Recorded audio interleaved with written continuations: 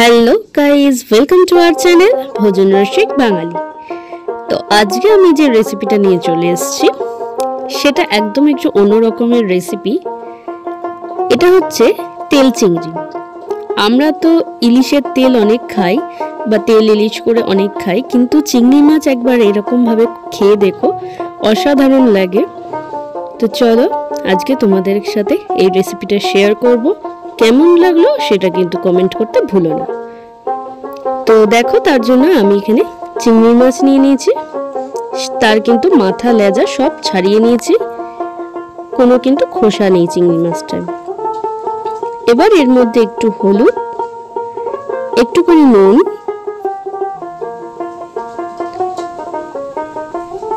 একটু গোলমরিচ দিয়ে দিচ্ছি। এইবার দেবো একটু নুন। এবার দেবো হচ্ছে একটা হাফ লেবু, মানে হাফ না, 4 ভাগের 1 ভাগ। যেহেতু এখানে আমার চিংড়ি মাছের পরিমাণটা কম, তাই জন্য লেবুটা অল্প নিয়েছি। ব্যাস এইভাবে এটাকে ম্যারিনেট করে কিছু সময় আমি রেখে দেবো, ওই জাস্ট 10-15 মিনিট। হাতে জাস্ট তোমার যদি 15 মিনিট টাইম থাকে, এই রান্নাটা কিন্তু অনায়াসে করে ফেলতে পারবে। জাস্ট এইটা মাখিয়ে এবার রেখে দেবো, ধরো 10 মিনিট রাখলেই হয়ে যাবে। দেন এখানে আমি বেশ কিছুটা সর্ষের তেল গরম করে নিয়েছি। এবার এর মধ্যে বেশ অনেকটা পরিমাণে দিয়ে দিচ্ছি রসুন কুচি। এই রান্নাটায় রসুনের পরিমাণটা একটু বেশি লাগে, আর রসুনটা একটু কুচিয়ে নেবে,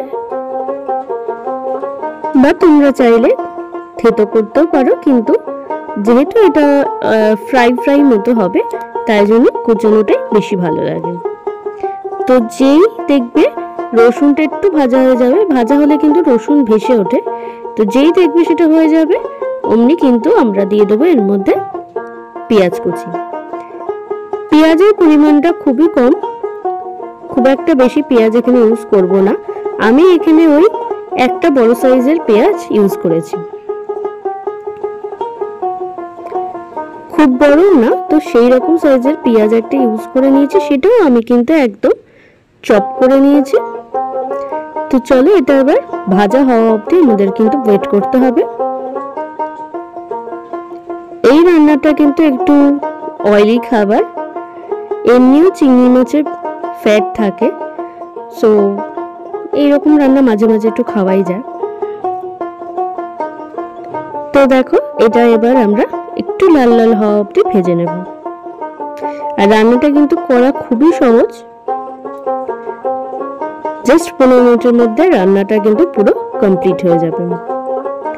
মাছটা আগের থেকে যদি ম্যারিনেট করে রেখে দাও, ব্যাস তারপরে কিন্তু হতে খুব একটা টাইম লাগে না।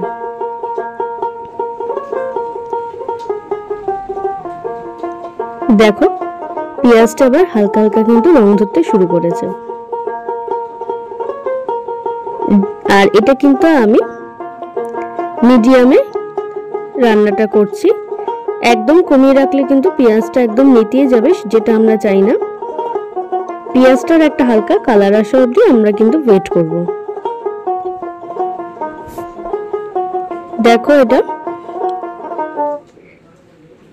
খুব সুন্দরভাবে কিন্তু ভাজাটা করতে হবে। আর সামান্য কিছু ইনগ্রেডিয়েন্টস দিয়েই কিন্তু এই রান্নাটা করে ফেলা যায়। আর এটা কিন্তু বাড়িতে লোকজন এলে তাদেরকেও তোমরা এটা সার্ভ করতে পারো, বেশ অন্যরকম রান্না তো, তাই জন্য। তো দেখো, ভাজা কিন্তু হয়ে এসছে। এবার এর মধ্যে আমি দিয়ে দেবো অল্প করে একটু চিলি ফ্লেক্স। আমি কিন্তু ঝাল হিসেবে এই চিলি ফ্লেক্সটাই ইউজ করেছি। তোমরা চাইলে লঙ্কার গুঁড়ো ইউজ করতে পারো, কিন্তু আমি আর লঙ্কার গুঁড়ো ইউজ করিনি, আমি এখানে চিলি ফ্লেক্সটাই ইউজ করেছি। চিলি ফ্লেক্সটা ইউজ করলে কিন্তু আলাদা একটা স্বাদ আসে। তো এইবার এই কাঁচা চিংড়ি মাছগুলো দিয়ে দেবো। আর চিংড়ি মাছ তোমরা জানো সিদ্ধ হতে বেশিক্ষণ টাইম লাগে না, তাই জন্য কিন্তু খুব সহজে এটা সিদ্ধ হয়ে যাবে।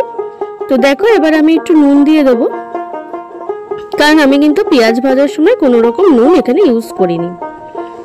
তো এটা খুব একটা রান্নার টাইম লাগবে না।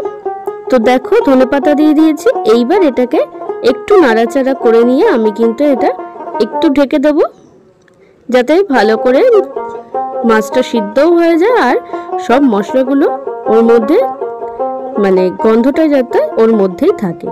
তো এই ঢাকা দিয়ে আমরা ওই 4-5 মিনিট ওয়েট করলে কিন্তু আমাদের রান্না একদম রেডি হয়ে যাবে।